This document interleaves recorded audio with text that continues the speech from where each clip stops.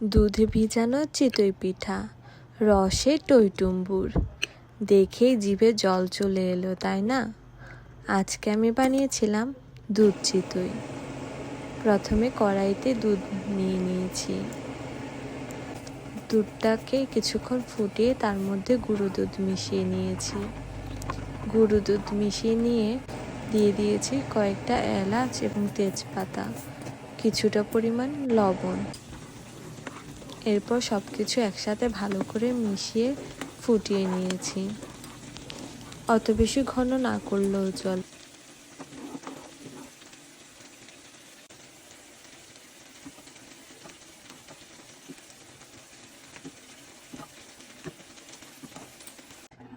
দুধটা ভালো করে ফুটে গেলে আমি চুলার জালটা বন্ধ করে দেব।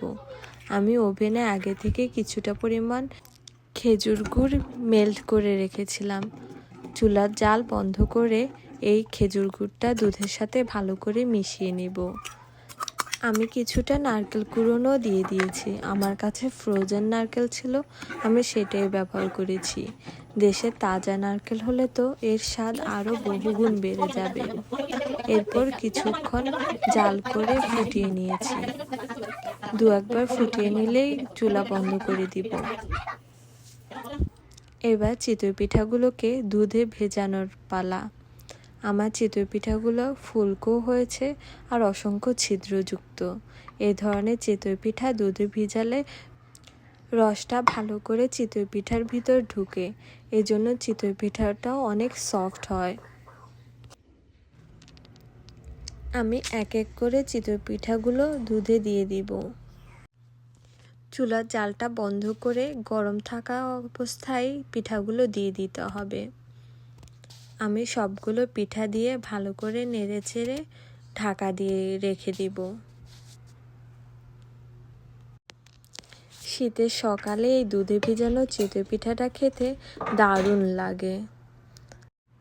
খেজুর গুড় দেওয়ার কারণে কালারটা অসাধারণ লাগছে।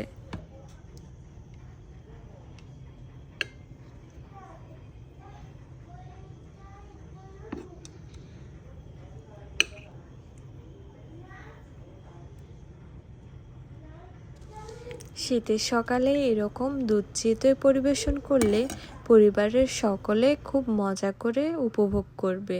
তাই আজকে বানিয়ে রসে টইটুম্বুর দুধ চিতই। এই দুধ চিতইয়ের রেসিপিটা আপনাদের কেমন লেগেছে জানাতে ভুলবেন না। ভালো লেগে থাকলে ফলো করে পাশে থাকবেন। Thanks for watching.